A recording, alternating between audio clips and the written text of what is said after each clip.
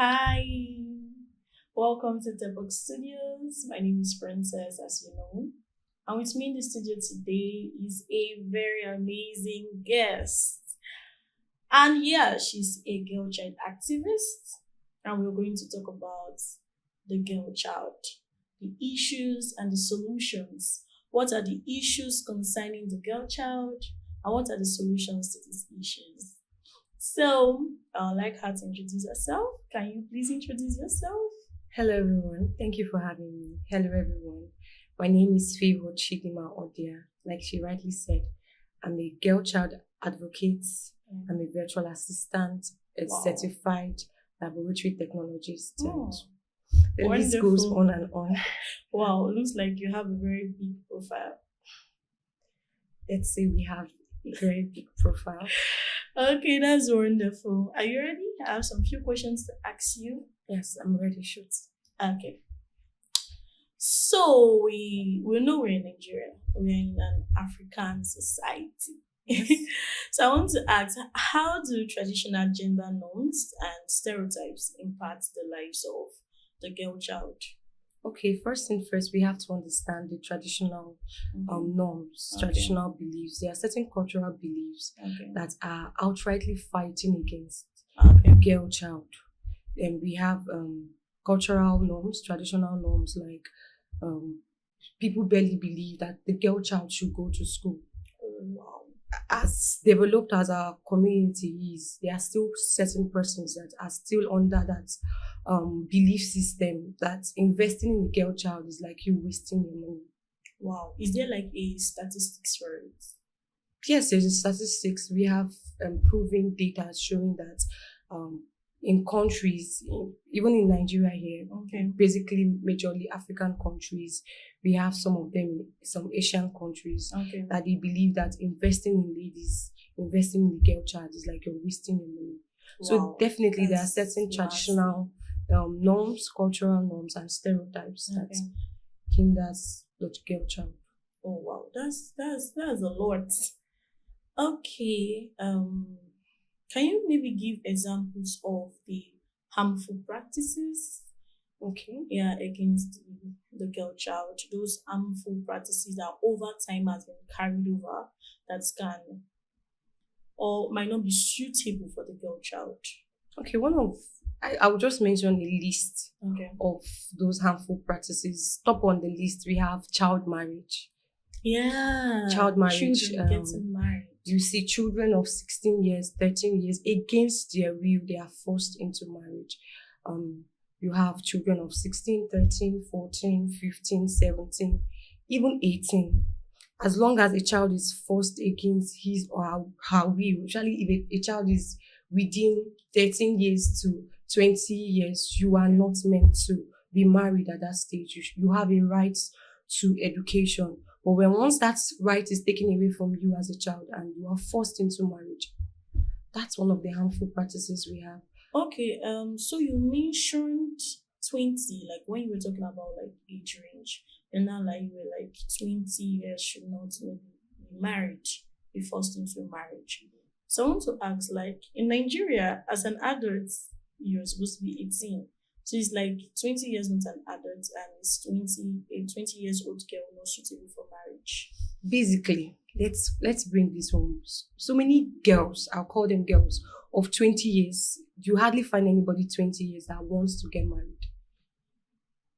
I know some. I doubt if they are ready to get married. Okay. So basically, we have people dreaming. We have ladies. I know some people want to get married very early as Yeah. 21, 22, 23. But I believe personally, and based on the gender battle and gender Yeah. fight, we believe that a girl child of 20 years ought to be in school, chasing after her dreams, discovering What if she's purpose. through with school? Sorry? What if she's through with school? If Maybe she's she has through with school and graduated. she wants to, the next thing we are looking at is she matured enough? Okay. And it's a personal decision, basically.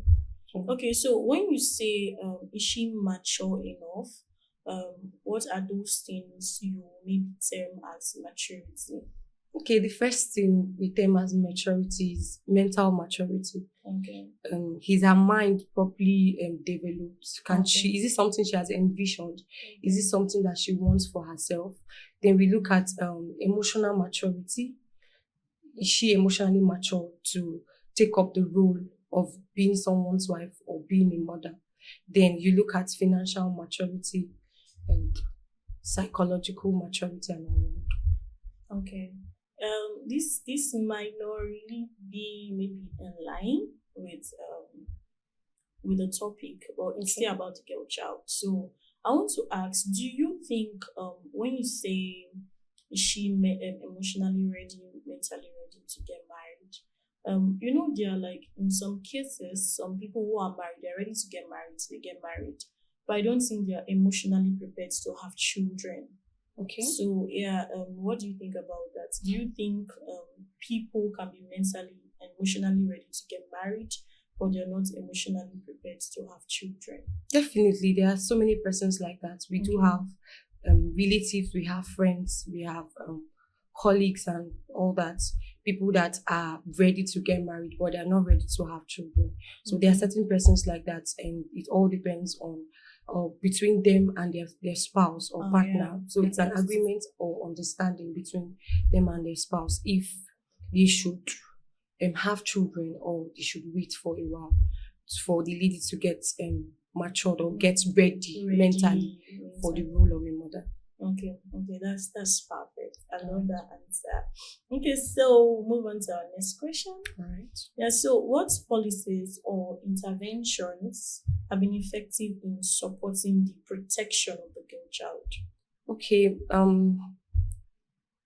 Thanks to God, we now have certain local bodies, local organizations, international organizations fighting to ensure that the girl child's rights are enforced. So we have movements against trafficking because that's one of the harmful practices most young girls are forced into or they are facing right now. So we have laws, we have organizations that are fighting to ensure that there is a decrease in certain maniac raging our society. Okay. Do you think the society has a lot to contribute when it comes to the girl child, to the protection of the girl child? Definitely. When we're talking about the society, we're talking about you and me. Yes. Every person watching this video, male, female, everybody is everybody has a certain level of, should I say, contribution. We have our quota to contribute to ensure that we protect our girl child. So whether you're a man, whether you're a woman, it's our responsibility. Okay. I've heard of a situation where parents, mothers, are more focused on the girl child than the girl male children or the male child because they feel like society is against the girl child or the girl child has more things to lose than the boy child. So what do you have to say about this? Do you think the boy child has the girl child, sorry, has more things to lose than the boy child? So first thing first, I'll always say, like I always say, the girl child is one of the most endangered species. Okay. The reason why I'm saying that is because we have cultural norms, we have beliefs. So many persons believe that investing in the girl child is a waste of time. So many persons believe that the girl child shouldn't dream to become more. So basically, we have a lot of work to do. We have a lot of work to do. Okay, so I think not recently, but not so recent. I saw it tweet from somebody, okay, and the person said instead of him allowing his daughter to, in quotes, get spoiled, he prefers to marry the child off. Okay. His teenage daughter specifically to get spoiled.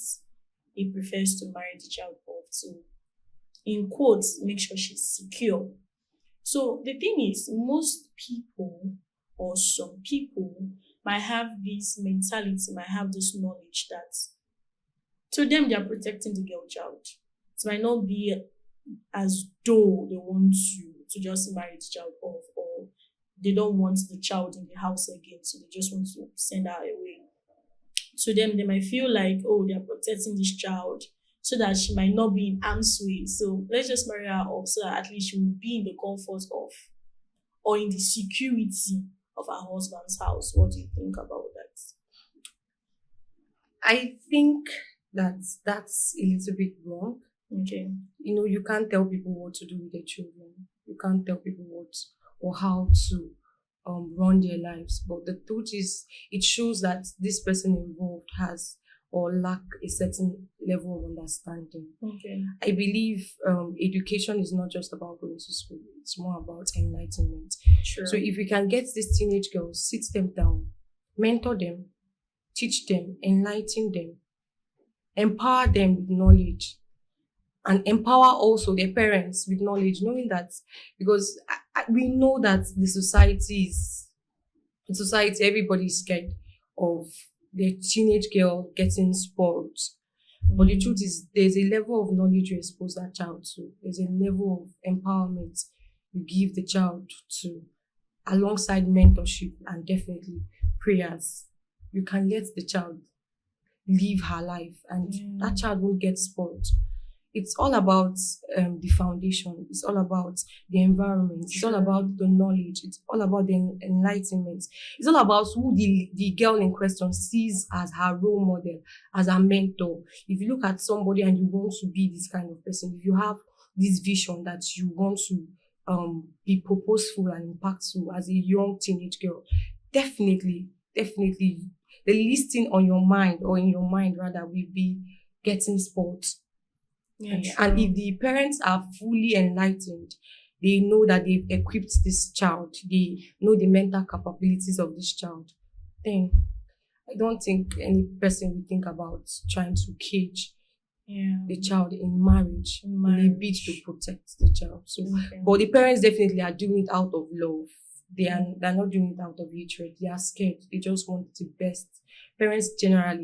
Most parents generally want the best for the children. So that's what it is. Okay, so talking about education, what role can education play in transforming the harmful behaviors, harmful attitudes towards the girl child? Okay, when we're looking at the tool of education, like I always say, education is more of enlightenment. Education is more of exposure to knowledge beyond the classroom activities. You can have awareness programs, enlighten everybody. So education is really going to help curb. Currently, it's even helping curbing the harmful practices we have. Those days we used to have high cases and high rates of trafficking, high cases and rates of child marriage, high cases and rates of abuse and all that. But we can see that due to exposure, it's reducing, it's decreasing. So definitely, education is a perfect and beautiful tool in curbing harmful practices against the girl child. Okay, do you think the girl child in the village has more things to lose than the girl child in maybe a developed society, or the city in quotes?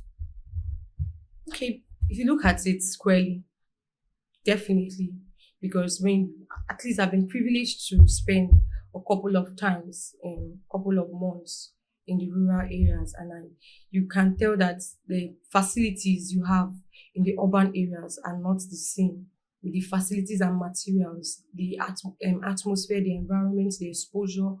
It's not the same with the rural environment. So definitely there is a great deficit, there's a great line demarcating the two. Okay, thank you very much.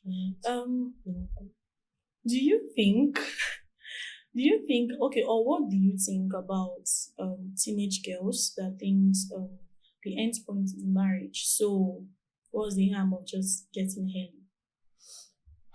early? Because there have been few cases, I will not say many cases because I don't know many, but there have been few cases where a teenager just wants to get married. like, oh, like what was the end point? Like after going to school, getting educated and all, my parents will still come and say, oh, where's your man? Like, where's the husband? When are you getting married? So why not just get married now? Just Get now it done I'm early. married. Yeah. Okay, I will first of all say this is the fact that you see so many teenage girls desire to get married, and that's the center of their life. It's our fault. When I say our Okay. fault, it's the society's fault. There's something called mental programming. Okay. Mental programming, you have a child, and then maybe you have a boy child and a girl child, and the girl is about, let's say, 10 years. Her brother of the same age wakes up in the morning and then goes out to play football. And then you tell the girl, you have to do this, do that. And if the girl is not doing it, you say, is this what you're going to do in your husband's house? Yeah. You're gradually selling the idea that the essence of her being It's in her husband's is in her house. husband's house. Now, she goes to school, she writes her exams. If she fails, you tell her, you're failing, this, that, that. The end point, the husband's house. You see, many persons go through school and the drive they have is, let me just have a good degree so that my husband is going to respect me. So many girls are going to school because they want to be respected by their husbands. So this is like a mental programming. Okay. So to correct this, we have to unprogram what we've already programmed. So if you notice most young girls that are teenage girls that are visionary, you ask yourself, what are they consuming? The materials they are consuming, the words they are hearing. When you have a teenage girl in your house and you tell her, you can be more. Look at Ngozi Okonjo-Iweala. Look at this person. We have so many amazing women. We have Ibuku and Oshika. Not just women in the corporate world. We have fashion designers. We have business experts. We have medical doctors. We have people, even in businesses, local businesses, doing well. So when you paint that picture that as a girl child, you can be more. So getting married is going to be by the side. So whether it comes or not, all her attention will be, I'm trying to develop myself for the society. I'm trying to become better to impact the society. I'm trying to become better, first of all, for myself, because there is this fulfillment you get when you look at yourself in the mirror and you're proud of who you're looking at. It first starts with you. The fulfillment starts with you before it now goes round.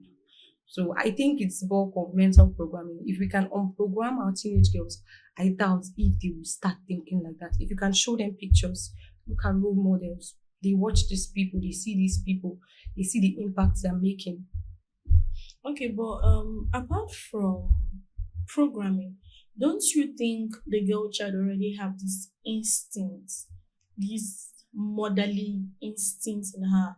Like you see a child, a girl child, when you bring a teddy bear, those kind of dolls, and you bring a car, the first thing the child will pick is the doll. Like, please give me that. I don't want car. What am I doing with car? But you see a boy child and you give this boy child football and bring a doll and give to the child. There's every tendency that boy child will go for the ball or the car than that doll.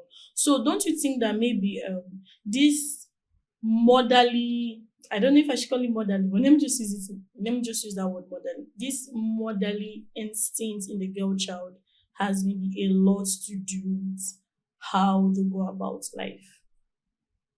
Okay. To an extent it does, because I always say this, at least I've been privileged to work in the educational sector for a while. And I always say this, that children come to the world as blank sheets. Okay. Certain things and certain characters that we have that are innate, like as a girl child, as a girl, you have this natural motherly nature to nurture, to take care of things and all that. It's natural. So, but that does not come into place with this desire that your whole life revolves around a man. It doesn't come into place. So your motherly nature is aside.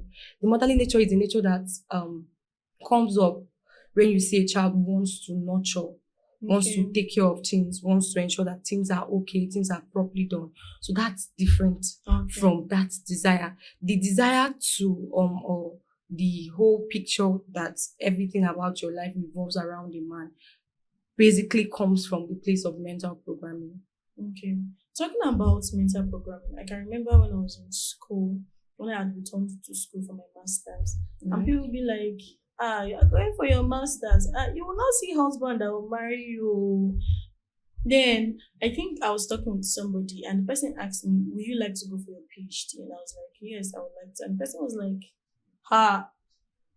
are you sure you will not be bossing your husband? Are you sure your husband will even like you to go for your PhD?" And I was like, "You're not my husband. I don't have any intention to marry you. So why the question? And do you know the funny thing? One person asked me that question, and the person that question came from, I didn't expect it.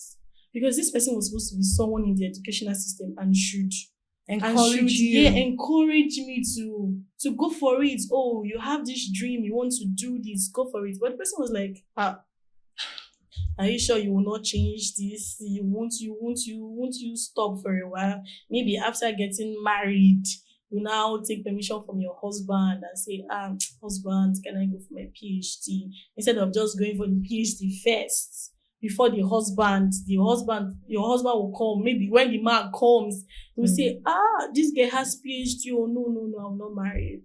So I think a lot has to be done in the society. The education has to be done in the society. The education has to be done in the society. And I can say that you have a strong will for you to have taken that bold step to go for your master's, because it's something that would have really deterred any other person. Yeah. Some persons would be like, I don't want to put up that front of I'm bossy, I'm too. Yes, I've heard that thing from so many persons. They will tell you are too educated.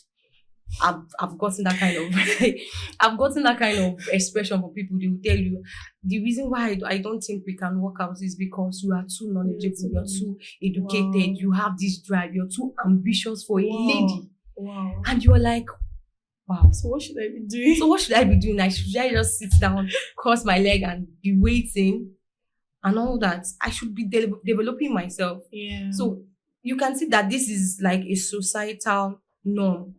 There is this belief system that as a lady, you shouldn't go the extra mile. If you go so far, then you won't have options. You won't have people around you. You won't have men. The funny thing is, these people that say these things are like the same people who go to the background and say a woman should develop herself. I think it's more of an insecurity issue. Yes, so definitely there are certain persons that will cheer you up. Yeah. They will cheer you up, and when they see you go very far, they are insecure. Yeah. They will just bring up, I call them concerned voices. They will start bringing concerns. They will tell you, you're too ambitious. You won't have someone that will be interested in you and all that. So, it's from the societies. You can see that we have a lot of work to do. Now the thing is, the people who are supposed to bring the change is the society. Definitely. But the people who have this mentality is the society. So where is the change going to come from? I think basically this is where the change is going to come from. Number one is enlighten the society, educate the society, and then empower the girl child. Okay. Empower the girl child, educate the girl child, then enlighten the society. So, because definitely, no matter how the level of enlightenment you give to the society, there are certain persons that have their own bias. True. So, they have their own preconceived notion. They don't want to change. What they believe is what they believe. They will hold on to it. But when you empower the girl child and you enlighten the girl child, regardless of the restrictions, the girl child will pressing. So, I think that's the solution. I think people should also maybe go to schools, because that's where you have the young generation. That's where you have the people who need this knowledge the more. So I think maybe people should go to schools to educate the students, or the girl child. Maybe even impute maybe one or two of these topics in the curriculum, so that the girl child can be taught that they have more to do with life than Definitely. to settle. So although settlement is good, it is good. Getting married is good. But there's more to life than just wanting to just marry off. Like everything I just want to do in this life is just let me get married. So, and apart from like getting married, there are other things that are against the girl child. Maybe child. Yeah, I've talked about child marriage. Maybe even what do they call this? Mutilation of the girl child. Yes, female genital Yeah, mutilation. yes. So FGM. I think some people still do that. So Yes, some people. the still do girl that. child needs to be educated about these things. And I want to add to that, one of the mistakes we've made so far that I've noticed, and a lot of persons are noticing, and thank God we're trying to correct it, is that whenever we come to do our campaign programs, our advocacy awareness programs, and all that, we just speak only the girl child, and then we speak to them. What happens to the boy child? Most girl children have brothers. So even no matter what you say to them, you're just speaking to them for like 30 minutes, 1 hour at most. And how often do you speak to them? But when they go back home, they meet their father, their mother, and their siblings at home. So you see why You see, we need to now it still falls back to the society. to the society. It comes back to the society, because previously over time, when we go to campaign awareness programs, we just go to secondary schools, primary schools, we gather girl childs, the girl children, we sit them down, speak to them, educate them, and then give out materials to their teachers and all that. And when we are done speaking for like 30 minutes, 1 hour, they go back home and they hear all that stuff. So they have to be an atmosphere where these children are continually educated about certain things. I remember when I was in secondary school, when these menstrual pad brands come. So they will now be like, oh, boys, go. They will pack all the girls. They will pack the girls. When the boys want to, they'll be like, no, you don't need to hear all these things. You don't need to hear them. They are not for you. So they will pack all the girls. They will put us in one class and they will start telling us. Yes. So I remember when during my NYSC, when we went for the sensitization stuff, we said, no, we're not going to do this. We're going to put the boys and the girls while educating the girl child, because the boys needs to learn. Yes. That's why you see, okay, in the society now, people still feel weird when a girl says, oh, they're on their menstrual cycle, they're on their period. Definitely. They still feel weird, like It shouldn't be touched. it shouldn't be talked about. I remember one time I went to a shop to get a menstrual pad. A guy was there. So I was like, the woman asked me, what do you want to do? I was like, oh, I came to buy pad. And the woman was like, oh, what brand? I told her. And the guy was looking at me like, That weird face. who is this girl? Like, I was supposed to be like, please, can you excuse And me? funny enough, we have teenagers that when they go to get sanitary pads, they are very shy. Yeah. They feel like it's a taboo. Yeah. And if you go to secondary schools, and when a girl gets stained, you see that disdain, you see that look. Even the guys don't want to talk. They're Yes, like, they don't want to. go away. So it's now treated like a taboo, and so many persons have certain beliefs about the menstrual cycle, periods, and all that. So you can see that whenever we are having any sensitization that involves the girl child, we should also get the boy child involved. Yeah, that's true. Because something happened in a secondary school. I think this girl, she noticed that she was about to see a period that was about to come out, but she was not with pad, so she wanted to like take and excuse herself to go get sanitary pad. But there was a male teacher in the class. So she was like, sir, please excuse me. And the man was like, okay, where are you going to? Like, I need to know where you're going. You just want to leave the class. Where are you going to? And she's like, She doesn't know what to say. Until they had to, like, a female teacher came and they're like, what was going on? Because the teacher was like, okay, go back to your seat. Since you can't tell me where you're off to, go back to your seat. Once a female teacher came and noticed The the movement. movement, and she was like, "Oh, come here, come here. What is okay?" And she was not like, "Oh, I want to get sanitary pads." I saw this, yeah, and I was laughing because how, How the did we get society, how here? did we get here? And apart from how did we get here, I looked at myself. I was once like that because of Definitely. how we had grown up, making it look like talking about these things is a taboo. Talking about your ovulation is a taboo. Talking about even talking about childbirth is a taboo. These things you shouldn't even talk about it. Yes. But actually, like maybe the way we are going on, maybe because of these sensitizations going around now, that people are now becoming bold Bold enough enough. to speak about it. I think okay, sometimes on X, some girls will come out and talk about how periods can be painful for them, how that and that and that. And there are still people who like, why are people talking about these things? It's not that It's not serious. that What is serious. there? People should keep it private. Like, why are you bringing this out on social media? And I was like, okay, oh, no, Allah. And these are matters as regards the girl Yeah. child. They should be talked about. These It are should- things that should be because talked this about. is something that comes naturally to the girl child. Yes. It's not like, oh, you go and do one bad thing for it to occur. It's something that comes. In fact, it's a problem if you don't even see your menstrual cycle. It's Definitely a problem. it is. So something that comes naturally to a person should not be a cause for concern. I Yes. mean, something that should be a taboo in the society. It's like saying, oh, being built as a girl, like maybe your physique as a girl should be an issue. So those kind of things. Definitely. So can you maybe share any success stories from maybe your movement as an activist, the success stories you've seen concerning the girl child? Okay. I'll start by saying when you see positive changes, it encourages you.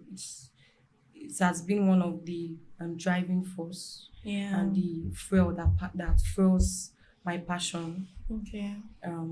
I've had instances of young girls, secondary school girls, after our advocacy program, after our awareness program, they walk up to me. Some of them I'm still in touch with them. Some of them are out of secondary school, and I can see changes, mental changes. They now see differently.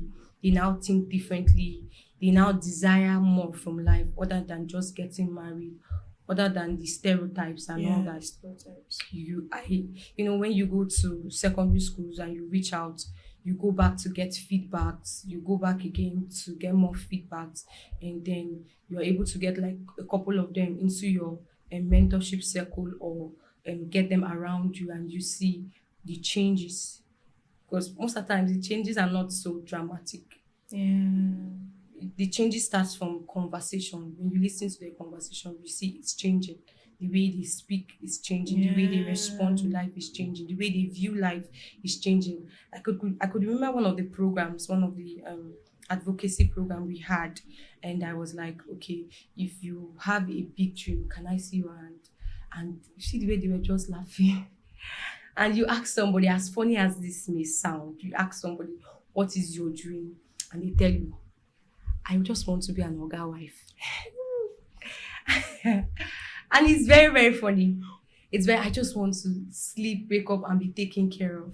But when you go back again and you ask these questions, you see people tell you, I want to be this, I want to be a fashion designer, I want to be this. And you ask them, okay, who are you looking forward to? Who are you looking up to in this your industry? And then they tell you Vicky James, or they tell you Tubo, or they call one or two persons, or even they call somebody along their streets that is very good in fashion design. You can see that they are beginning to see clearly. They are beginning to the idea is now taking form. So that's the biggest and the greatest fulfillment ever, aside the whole measurable differences. The mental development, the changes are more of the positive feedbacks I get. Yeah.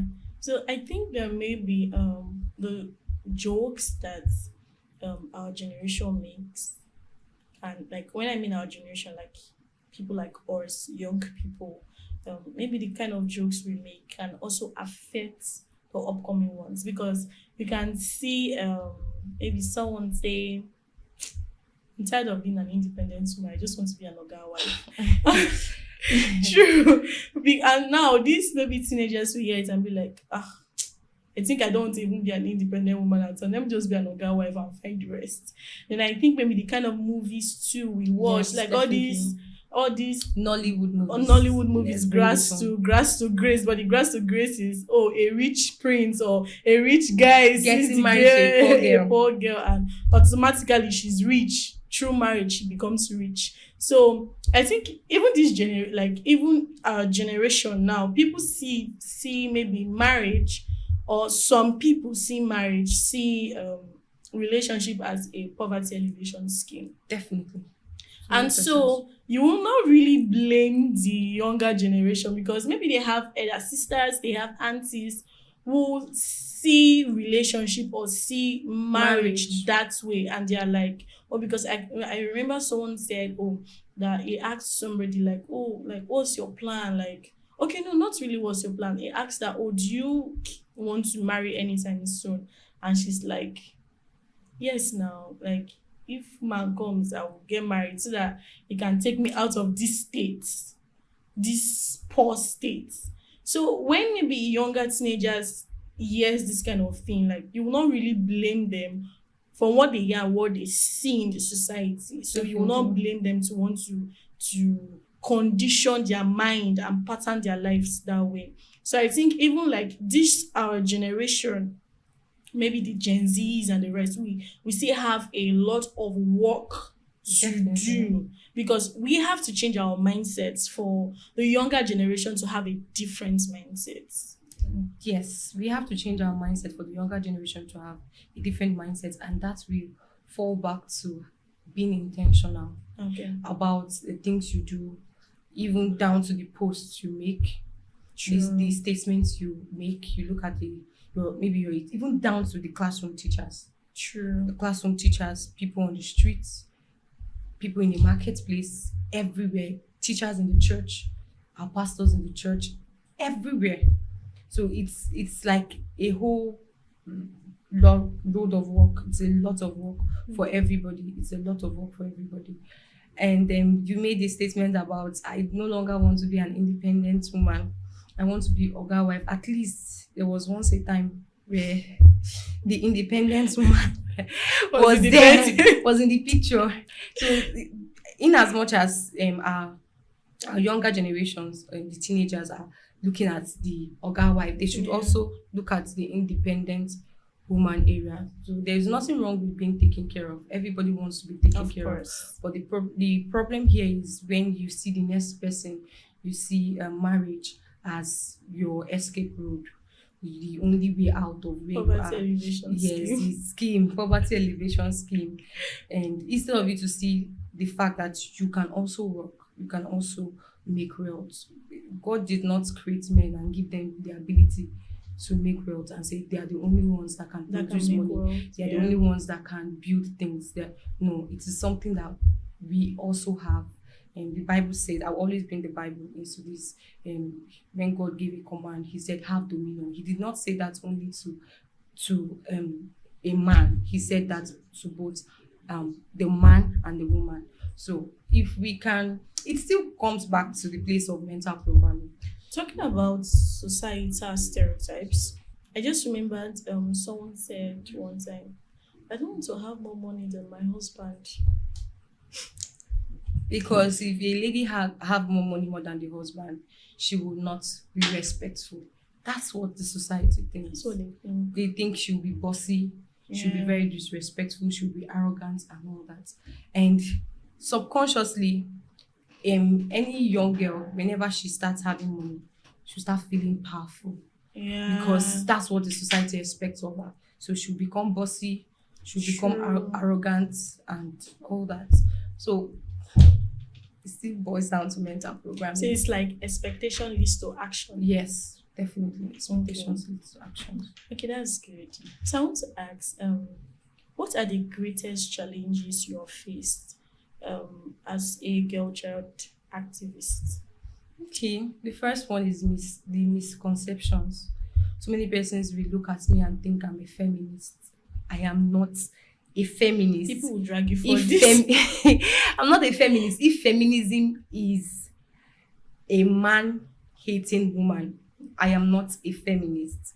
But if feminism in this sense is fighting for the girl child rights, making sure that the girl child sees that there is more to life, then that's the only time I can accept that word as feminism. But now everybody do have the wrong notion about what feminism or what the feminist movement is all about. I think and I feel that the person that started it didn't have this whole gender war in mind. Yeah, The person didn't have this whole gender view in mind, because sometimes some things can be very beautiful. They can have the best interests at heart, but true. then and once they begin to spread, they get corrupted. So first thing first, one of the challenges I do face is I keep telling people I am not a feminist. You don't even have time to make explanations on what feminism is. Yes, because So let's everybody just have put it, I am not a the wrong feminist. decision. So I would just better say I'm not a feminist. Yeah. So that's one of the things, a challenge I face. That's the misconception. Then secondly, it's like you're in a battle. You're fighting so many parents. You're fighting the society. You're fighting so many people. You're even fighting so many of your friends. So many people that you can be friends with people, but they have different ideologies. They have different mindsets. They have different thought patterns. And if these people are hell bent on holding onto that, onto what they so think there is will right. always be an argument. There will always be a fight. So that's another challenge I face. Then we have the financial constraints, fundings. If you noticed, the girl child movement, especially individuals that are very passionate about the movement, and we have limited access to funds. We have limited resources to push what we have in mind to push the way we want to push it. So that can also be a challenge. Okay. That can also be a challenge. When I posted the flyer for this podcast section, Okay. someone asked me, and the person said, "What is guest rights? And what is so? If you say guest rights, does that mean there is like boys' rights?" Definitely. And the person said, like, did the constitution say, oh, girls' rights and boys' rights? So I want to ask, explain maybe the concept behind girls' rights. Okay, now guest rights came up because of the traditional norms, societal norms, cultural norms against the girl child. Okay. What are these rights? Rights to quality education, rights to healthcare, proper healthcare facilities, rights to live, rights to freedom, rights to dream, rights to your choice, rights to your decision. So many girl children don't have certain rights, especially when it comes to marriage, when it comes to career, when it comes to education. Some persons, they will tell all the female children, stay at home. Let us use the money and invest. So in that the girl means child. the issues started from our tradition. Definitely. Okay. From our traditions, from the society. From the society. Okay. So what are your long-term goals as a girl child activist? What do you hope to see in the near future? Okay, first and first, I hope to see changes, positive changes, not only in the girl child, but also in the society. I know we cannot totally eradicate within a short period of time, but over Sure. time, it gets better. So we can't totally eradicate something within 6 months, 1 year, 2 years, thereabouts. It will take a collective effort with amongst everyone in the society. So the first thing first is I want to see positive changes in the mind of the girl child, first of all, because that's the victim here. They are the ones we are looking at here. So I want to see positive changes. I want to see more men supporting the movements, raising their voices to aid the widespread of the girl child rights. And I want to see structures structures, not just people going to organize them. Awareness program, advocacy program. You go to secondary schools, you distribute parts, you speak to them just 30 minutes, 1 hour, you're done.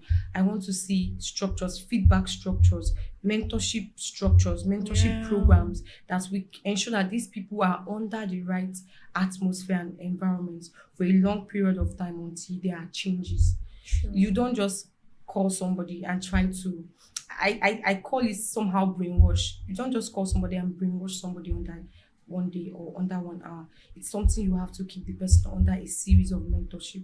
You have to keep the person down and keep showing the person the right thing, guiding them to ensure that whatever you're planting in this person Yeah. don't get corrupted. Don't get So I want corrupted. to see structures from local organizations, international organizations, individuals, because there's so many passionate individuals. So I want to see passionate individuals set up structures to maintain, not just to set up things, but to maintain and enforce, implement these changes. Okay. So, what advice would you give to individuals or organizations who would like to get involved in this movement? Okay, first thing first, the any advice I can give to anybody is first thing first, get educated, Okay. get to know what the girl child movement is all about. Like I always say, it's not a feminist movement. If feminism, Yeah. it's in that light. It is not a feminist movement. It's just a movement to raise our voices and create awareness that a girl child has rights and these rights should be provided. So I want to advise people and tell people that want to venture into this is the first thing is get educated, get to know the challenges. You can't solve a problem you don't know exists. Sure. So get to know the problem, get to know how to get them solved, and then start from there. And secondly, partner with people, partner with local organizations, partner with international organizations, network, look for certain persons that are into the movement, make them friends, get to pick their brains, find out what they think and how they reason. So that's basically it before you start doing all that, jumping into programs, jumping Okay. into creating awareness, jumping into schemes and all that. Start by getting educated, partnering with people, and then networking. Okay. So, are you involved with an organization or you do this individually? I volunteer for a lot of organizations. Okay. So I'm this kind of person that I know this is the movement. So any organization that is gearing or moving towards this, I'm part of it. So I do some on my own, but then I can always say we need a collective support. We need Support. everybody to come together. So I do lots of volunteering. Okay. Thank you so much for your Thank you for time. having It's me. been an interesting conversation with you, and I've learned a lot about the girl child. So, our viewers, I know you have been educated too. I know you have learned from this discussion. So, learn to raise your voices to protect the rights, to protect the girl child. So, thank you so much for watching with us. Join us next time. Bye. Bye.